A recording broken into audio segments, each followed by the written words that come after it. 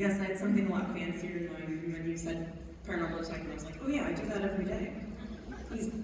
Thank you so much for having me in this. I've really loved hearing everybody's stories. This is so much fun. So yes, I'm going to read from near the beginning of my story. It is urban fantasy. All you really need to know to begin with is that it is a paranormal detective who has something odd living in his head. I hated casinos. They were loud and bright and had all those people in them. But when you get a code orange bad text from the head of hotel security calling in their best and only paranormal consultant, you do what you must. That didn't mean I had to be happy about it, and as we traversed the MGM Grand at a near jog, I vowed not to be. From the manic tittering in my frontal lobe, Hyde clearly had other ideas. Outside the Jabberwocky's theater, a short, bald man in a forest green jacket approached me. I fixed my gaze on the ground to avoid his tractor beam stare, but it didn't stop him. Hey pal, you need show tickets? 2-for-1 buffet vouchers? Whatever you need, I got it. It's the middle of the night, I spat before breaking into a run. It's 10 o'clock, Aurora corrected as she kept pace next to me. On a Saturday. You're 35, not 1,000, so stop acting like a cranky old man. And slow down. Is being in a casino really that bad? No. Yes.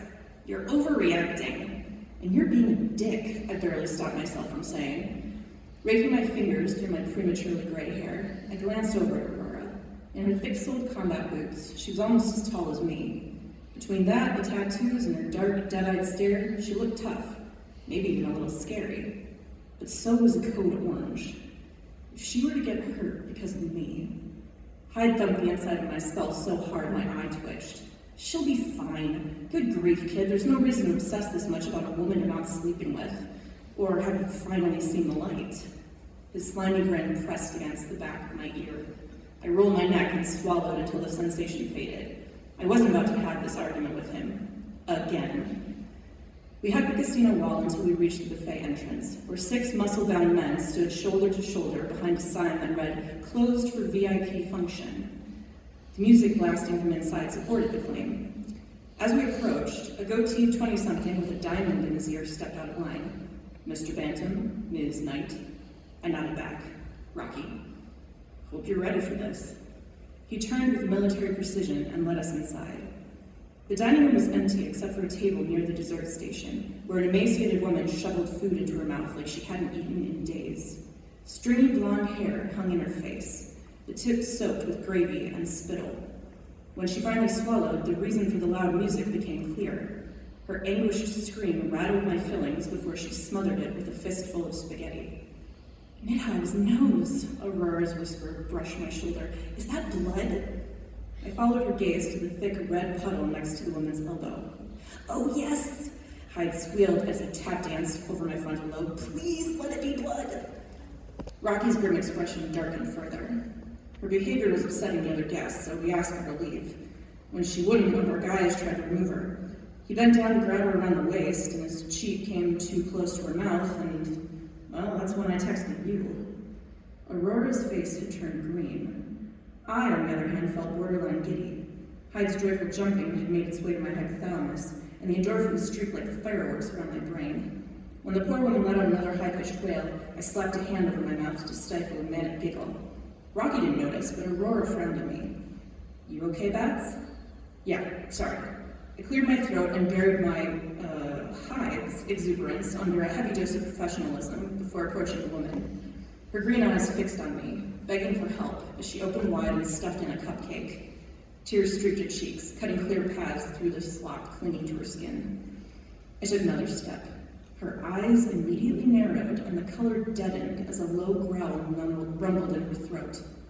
Careful, you're making it angry. I raised my palms as my eyes flicked to the pool of blood. This would have to be close enough. You ready?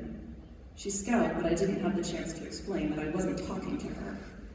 The muscles in my temple cramped and my vision faded into a dull smudge, except for one shimmering orange light in her lower abdomen. I watched it ride for a moment until my eyeballs started to feel gritty and sore. This sight wasn't meant for me, or any human, which is why my eyes are now Hyde's. Cosmoglosia, definitely. No kidding. If I'd had control of my eyes, I would have rolled them. Just diagnosing a gluttony parasite wasn't exactly rocket science when the symptoms were so obvious.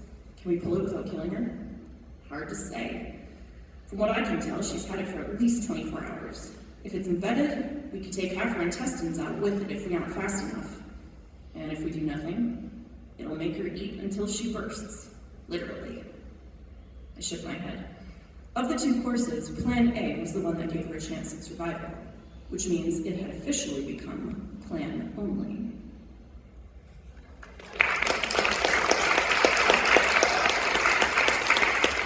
I mean, the gluttony parasite makes total sense to me. I think I see it. Okay.